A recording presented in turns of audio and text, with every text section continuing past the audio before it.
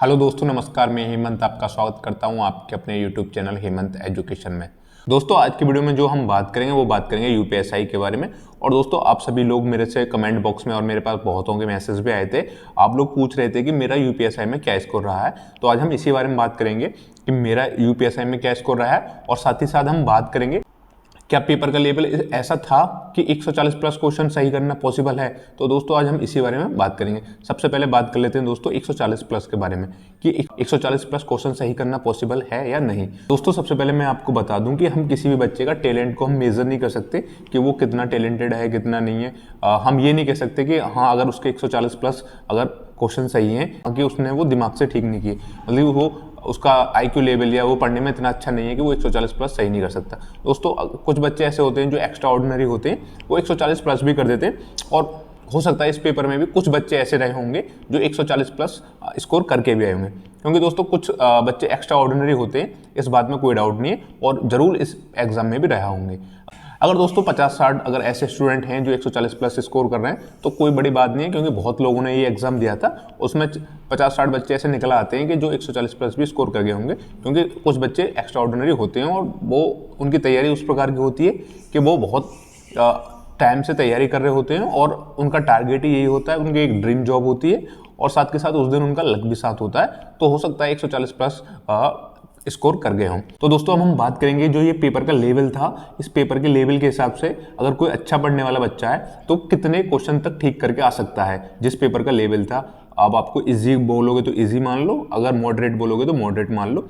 Paper का जैसा भी लेवल था, उस लेवल पेपर के लेवल के हिसाब से क्या 140 क्वेश्चन ठीक कर सकता है बच्चा, हम इस बारे में बात करेंगे। क्योंकि दोस्तों, अब जो एक्स्ट्रा ऑर्डिनरी होते हैं उनको तो छोड़ दो। आप कुछ बच्चे होते हैं एक्स्ट्रा ऑर्डिनरी, पर वो ज़्यादा नहीं होते, वो 140 प्लस भी स्कोर किए होंगे, और आपको पता है कुछ बच्चे हैं जो 140 प्लस करके गए। अब मैं ये नहीं बोलूँगा कि वो कैसे आए कैसे नहीं है, मैं तो ये बोलूँगा कि हाँ भाई, वो एक्स्ट्रा ऑर्डिनरी है, 140 प्लस कर गए। हो सकता है उस दिन उनका लक काम क्या हो, और उनकी तैयारी भी कुछ इस प्रकार की होती है कि वो एक ही एग्जाम को टारगेट करके चलते हैं। और बाकी अब हम बात करेंगे क्या 140 जो 130 से 140 के बीच की रेंज है, क्या इस पेपर का लेवल इस प्रकार का था कि इस रेंज को हम अचीव कर सकते थे। तो दोस्तों, मैं बोलूँगा कि हाँ, पेपर का लेवल उस प्रकार का था कि अगर कोई बच्चा अच्छा पढ़ने में है तो 130 से 140 के बीच में मार्क्स ला सकता, क्वेश्चन ठीक कर सकता है। क्योंकि दोस्तों पेपर का लेवल इतना हार्ड नहीं था कि 140 तक ना जाए। दोस्तों देखो, जब हम कोई एग्जाम देते हैं ना, उसमें सबसे बड़ा खेल होता है प्रेशर का। जब हम 2 घंटे में बैठ के जो उस प्रेशर को अगर हम हैंडल कर लेंगे ना, उस प्रेशर को कैसे भी हम मैनेज कर लेंगे, तो मुझे लगता है कि आपका आधा काम तो तभी हो जाता है। एक ना बहुत बड़ा प्रेशर रहता है हमारे ऊपर टाइम मैनेजमेंट का, क्वेश्चन ठीक करने का, और हम एक पेपर के से बहुत सारी उम्मीदें लगा लेते हैं, अगर ये ठीक हो गया तो मेरी लाइफ ऐसी हो जाएगी, मैं ये हो जाऊंगा, मैं वो हो जाऊंगा।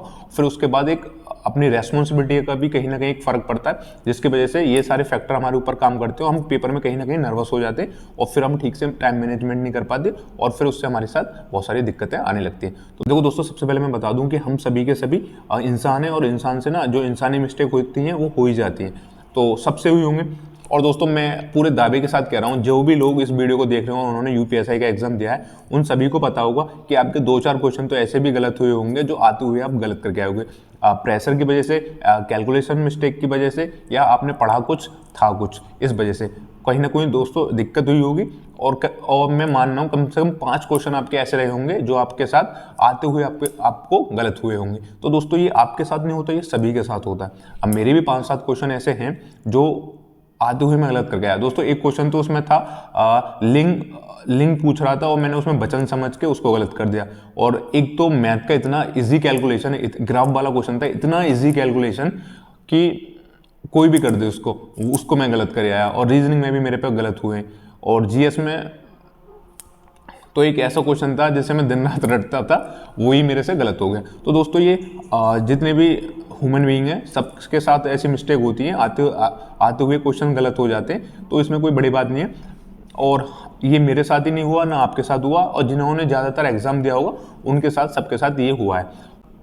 अब दोस्तों, हम बात करते हैं कि 130 से 140 के प्लस नंबर लाना पॉसिबल है। हाँ दोस्तों, अगर जो बच्चे पढ़ाई में अच्छे हैं और मतलब कि बहुत लंबे समय से पढ़ाई के टच में हैं, मैं ज़्यादा तो नहीं बोलूँगा कि ज़्यादा बच्चे, पर हाँ कुछ बच्चे 130 से 140 के बीच में उन्होंने स्कोर भी किया है, और करना पॉसिबल था। 140 तक आप इस एग्जाम में स्कोर कर सकते थे अगर आपका उस दिन आपका दिन ठीक हो, लक ने आपका साथ दिया हो और आपका एक दो जैसे 50-50 अटेम्प्ट। देखो एक तो सबसे बड़ी बात दोस्तों इसमें ना नेगेटिव मार्किंग नहीं थी तो इसकी वजह से क्या था कि सबने 160 के 160 अटेम्प्ट करे, तो कुछों पे भी तुक्का भी मारे, मैंने भी मारे, आपने भी मारे होंगे, सभी ने मारे तुक्का। तो दोस्तों कुछ लोग ऐसे भी होंगे जिनका उस दिन लक बहुत अच्छा रहा होगा और उन पे तुक्का बहुत ठीक लगे होंगे, मतलब कि जिन्होंने 50-50 पे अटेम्प्ट लिया होगा, तुक्का लिया होगा, और हो सकता है बहुत लोगों के वो 50-50 100 में बदल गए हों, बिल्कुल ठीक हो गए हों। तो लक का भी बहुत बड़ा खेल रहता है, तो हो सकता है उस दिन उसका लक रहा हो और उसके जितने भी तुक्का हैं ठीक लगे हों। इस तरह से 135 138 तक कोई बच्चा पहुंच सकता है, कोई बड़ी बात नहीं है दोस्तों। अगर कोई बच्चा 135 140 तक पहुंच रहा है तो हम ये नहीं बोलेंगे कि उसके पीछे कोई दिक्कत है। पेपर का लेवल था ऐसा कि बंदा 140 तक स्कोर कर सकता है, कोई ज़्यादा बड़ी बात नहीं थी। और वही दोस्तों अब मैं 140 प्लस के बारे में बात करूं तो मैंने अभी वीडियो के स्टार्टिंग में ही आपको बता दिया था, एक्स्ट्रा ऑर्डिनरी होते हैं जिनके बारे में हम कुछ कह नहीं सकते, और बाकी आप समझदार हो सकता है उनकी तैयारी अच्छी रही हो या कोई भी और भी रीज़न रहा हो। मैं कुछ नहीं बोलूँगा इस बारे में, मैं कोई कमेंट नहीं करूँगा, पर हाँ ये जरूर बोलूँगा अगर वो एक्स्ट्रा ऑर्डिनरी भी हैं तो उनका संख्या ज़्यादा नहीं होगी, 50-60 मैक्सिमम, इससे ऊपर नहीं होगी, क्योंकि एक्स्ट्रा ऑर्डिनरी भी इतने नहीं है कि हर एक बच्चे एक्स्ट्रा ऑर्डिनरी है कि हर एक के 140 प्लस आ जाएंगे। तो दोस्तों ये कुछ ही बच्चे हैं जिनके 140 प्लस हैं, ज़्यादा नहीं है, पर हाँ 140 तक 130 से 140 के जो हम बात कर रहे हैं, हाँ दोस्तों ये पॉसिबल है, इतने नंबर आ सकते हैं। और मेरे एक दो फ्रेंड सर्किल में हैं जिनके 130 प्लस हैं, तो दोस्तों वो पढ़ने में भी अच्छे थे और उस दिन उनका लक भी साथ दिया था। और दोस्तों अगर मेरा भी लक साथ दे जाता तो मैं भी कहीं ना कहीं 135-38 तक कर जाता, क्योंकि मेरे पे 5-6 क्वेश्चन ऐसे गलत हुए हैं जो आते हुए जो मेरे पे नहीं होने चाहिए थे। और दोस्तों अब मैं आपको अपने स्कोर के बारे में बता देता हूँ। और दोस्तों मेरा जो स्कोर बैठ रहा है मेरे 160 में से 129 क्वेश्चन ठीक है।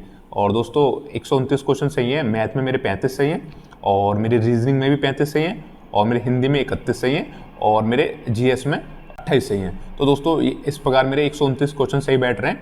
और दोस्तों मैंने जो अपना पेपर एनालाइज किया, जब मेरा आंसर की आई थी, अभी मैंने 2 पे अभी इस पे ऑब्जेक्शन डाल रखा है, और बाकी 5-6 क्वेश्चन दोस्तों ऐसे हैं मेरे पे आते हुए गलत हुए, मतलब कि आते हुए गलत से मतलब एक तो मेरे पे मैंने बताया कि पूछ क्या रहा है, मैं कर क्या रहा हूँ, और एक तो मतलब मैथ में तो ग्राफ वाला तो इतनी ईजी कैलकुलेशन थी भाई, इतनी ईजी कैलकुलेशन थी, कोई भी कर सकता था। हो गई कैलकुलेशन मिस्टेक थी, हो गई, और जो उसके ऑप्शन थे बहुत नियर बाई थे, तो हो गई मिस्टेक। अब देखो ये ह्यूमन मिस्टेक है, वो सब पे होती है, मेरे पे हुई है, आप पे भी हुई होंगी, औरों पे हुई है। तो देखो 2 4 5 क्वेश्चन हो ही जाता है गलत, क्योंकि दोस्तों पेपर का प्रेशर ही ऐसा होता है।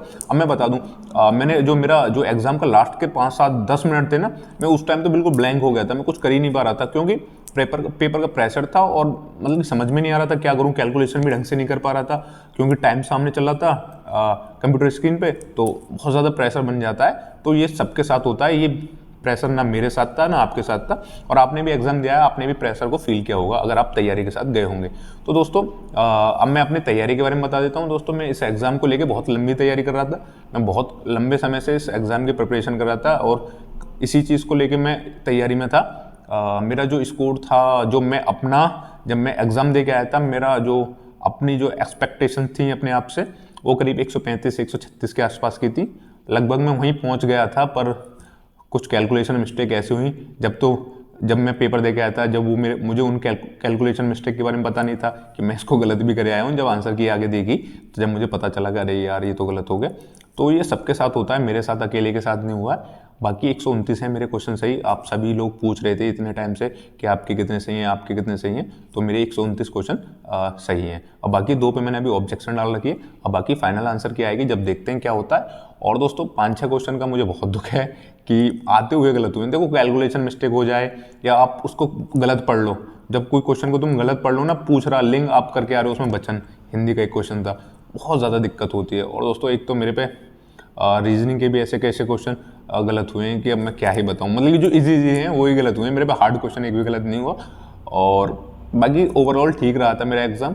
बाकी जो मेरी एक्सपेक्टेशन थी उससे थोड़ा नीचे गया है। मेरी तैयारी, मैंने लंबे समय से इसके टच में था, क्योंकि कहीं ना कहीं मुझे मैं इस एग्ज़ाम को टारगेट करके चल रहा था। और बाकी दोस्तों मैं यही कहूँगा कि 140, अगर कोई बच्चा अगर 2-2.5 साल से 3 साल से तैयारी कर रहा है तो 135 136 तक पहुंच सकता है, कोई बड़ी बात नहीं है। और उस दिन उसका लक अच्छा हो तो 140 तक भी पहुंच जाता है। तो पर ये जो 120 से 140 के बीच के जो बच्चे हैं वो ज़्यादा नहीं है, वो ही बच्चे हैं जिन्होंने तैयारी अच्छी की है और जो लंबे समय से टच में है। और मेरे मॉक में भी स्कोर अच्छा रहता था। और दोस्तों एक बंदा मुझसे पूछ रहा था आपने यूपीएससी के लिए कितना मॉक लगाया, तो दोस्तों मैंने करीब 50 मॉक टेस्ट के करीब लगाए थे। और मैंने अलग अलग प्लेटफॉर्म से लगाए थे। तो अभी मैं उन प्लेटफॉर्म्स का तो नाम नहीं लूँगा मैंने कहाँ से लगाए थे, पर मैंने 50 मॉक टेस्ट के आसपास लगाए थे। बाकी और दोस्तों बाकी मैं यही बताऊंगा आपको कि अगर आप किसी अभी आगे कंटिन्यू एग्जाम की तैयारी कर रहे हो तो आप बिल्कुल करते रहो। देखो इसका तो अब आपको क्या करना है, 1 घंटा डेली रनिंग करनी है, सुबह शाम में से किसी भी टाइम निकाल लो, एक दिन मतलब कि दिन में 1 घंटा आपको रनिंग करनी है। बाकी दोस्तों अपनी आगे की तैयारी करते रहो, क्योंकि देखो कुछ नहीं पता रिजल्ट का क्या आए, आपके फेवर में आए या आपके अगेंस्ट आए, हम कुछ कह नहीं सकते। देखो आपका काम था एग्जाम देना, आपने एग्जाम दे दिया दोस्तों। अब एग्जाम देने के बाद आप उसको बदल नहीं सकते ना। तो देखो अगर आपके 110 सही है तो ना तुम उसको 112 कर सकते ना 108 कर सकते। अब जो हो गया ना। अब मेरिट आपके हाथ में है ना, आगे का कोई भी प्रोसेस आपके हाथ में। अब जो आप अब उसको लेके नहीं बैठो यार कि मतलब कि मेरे यार 5 और ठीक हो जाते, 6 और ठीक हो जाते। अब दोस्तों अभी तो मैं भी अभी ये सोचने लगूँ मेरे 5 और ठीक हो जाते, 6 और ठीक हो जाते और मेरे तो आते आते गलत हो गए, तो उससे कोई लॉजिक नहीं है, फ़ायदा नहीं है। अपने माइंड को प्रेशर देना है और अपने माइंड ही ख़राब करना है। तो दोस्तों अब मैं आपको यही सजेस्ट करूँगा, जो होना था हो गया, अभी आगे की फोकस करो। अभी मुझे जहाँ तक उम्मीद है सभी ने लेखपाल का फॉर्म भरा रखा होगा और अभी यूपी पुलिस कांस्टेबल में भी वैकेंसी आने वाली है, यूपी एसआई की दोबारा आने वाली है, 800 कुछ वैकेंसी बहुत जल्द आने वाली है। तो उसकी आप तैयारी में टच में रहो, पढ़ाई करते रहो। देखो प्रैक्टिस मेक्स मैन परफेक्ट, वही बात है। अब अगर प्रैक्टिस करोगे तो आप बिल्कुल परफेक्ट हो जाओगे और मतलब कि हमारी भाषा में बोलते हैं ना उस्ताद, तो उस्ताद बन जाओगे एक तरह से। तो वो सिर्फ प्रैक्टिस से आएगा। और उस्ताद नए लड़के को तो उस्ताद बोलते नहीं है, जब आप पुलिस विभाग में आ जाओगे तो जब जानोगे, नए लड़के को उस्ताद नहीं बोलते ना, किसको बोलते हैं, जिसको एक्सपीरियंस होता है, जो पुराना होता है, जैसे 8, 10, 15 साल का एक्सपीरियंस हो जाता है, क्योंकि वो एक्सपीरियंस होता है, उस एक्सपीरियंस से सीखता है, तो एक्सपीरियंस से फिर उसे उस्ताद की उपाधि मिलती है। ऐसे मैं आपको बोलूँगा, आप जब किसी चीज़ की बार बार प्रैक्टिस करोगे, आप सोच भी नहीं सकते, मैंने हिंदी को 5 बार कवर किया था तब जाके 31 आए। हाँ सेटिस्फाई तो नहीं हूँ हिंदी से, पर हाँ 5-6 बार मैंने हिंदी को कवर किया था पूरा हिंदी। और मैथ को भी मैंने बहुत टाइम दिया, रीजनिंग को भी बहुत टाइम दिया। रीजनिंग के लिए तो मैंने अपनी एक वीडियो में बताया भी था, बेस्ट बुक है, मैंने वहीं से पढ़ाई की थी और अच्छा लगा था पढ़ के और मेरा सारे डाउट क्लियर हुए थे वहाँ से। और जीएस का भी मैंने बहुत जगह से तैयारी की थी। तो दोस्तों मैं यही बोलूँगा आपको वीडियो के लास्ट में कि आप बिल्कुल अपनी तैयारी करते रहो। यूपी पुलिस कांस्टेबल की भी एग्ज़ाम की तैयारी, देखो यूपी पुलिस कांस्टेबल का एग्ज़ाम निकालना ना मेरे हिसाब से सबसे आसान काम है, क्योंकि दोस्तों उसका सिलेबस ही ऐसा है कि आप ना बिल्कुल अगर उस सिलेबस के अकॉर्डिंग पढ़ो ना तो उसका एग्ज़ाम बहुत आसानी के साथ निकाल दोगे। तो दोस्तों अगर अब भी जिन लोगों की एज है वो यूपी पुलिस कांस्टेबल की तैयारी करो। यूपी एसआई में भी अभी 800 कुछ वैकेंसी आने वाली है, उसके भी टच में रहो। लेखपाल के फॉर्म आपने भर ही दिए होंगे, लेखपाल की तैयारी फिलहाल तो मेन तो लेखपाल है, लेखपाल के टच में रहो। और बाकी देखो अब जो यूपी एसआई में जो होना है, अगर देखो आपके लक में होगा, अगर आपके नसीब में जॉब होगी तो अब आपको मिल ही जाएगी। और बाकी आप अब ज़्यादा परेशान ना हो कि क्या होगा क्या नहीं होगा, बहुत ज़्यादा प्रेशराइज रहते हैं। एक भाई से मेरी बात हुई थी, वो बता रहा था बहुत टेंशन रहती है, बहुत परेशान रहता हूँ। भाई अब कुछ नहीं होने वाला, परेशान हो गए कोई फ़ायदा नहीं है, जो होना था हो गया। आपने एग्ज़ाम दे दिया, आंसर की आ गई, आपको पता चल गया आपके कितने क्वेश्चन ठीक हैं। अब उससे ज़्यादा कुछ नहीं हो सकता। बस आप यही करो कि अपना आगे की एग्जाम की तैयारी करते रहो। ठीक है दोस्तों, आप लोगों का बहुत ज़्यादा डाउट था कि मेरे नंबर कितने हैं, मेरे क्वेश्चन कितने ठीक हैं। आज की वीडियो में मैंने आपको बता दिया, मेरे 129 क्वेश्चन ठीक हैं। और हाँ पेपर का लेवल इस प्रकार का था कि अगर छोटी मोटी कैलकुलेशन मिस्टेक ना होती तो 135-136 तक आराम से पहुंचा जा सकता है। पर दोस्तों ये ज़्यादा बच्चों के लिए नहीं है, भी उनके लिए हैं जिन्होंने रेगुलर प्रैक्टिस की है। और दोस्तों मैंने तैयारी में बहुत लंबा समय दिया था और मैंने बहुत ज़्यादा पढ़ाई की थी। अब मैं अपने बारे में ज़्यादा तो नहीं बोलूँगा, पर मैंने बहुत लंबी तैयारी की है। और दोस्तों ऐसे बच्चे बहुत ही कम हैं जिन्होंने इतना डेडिकेशन के साथ पढ़ाई की होगी।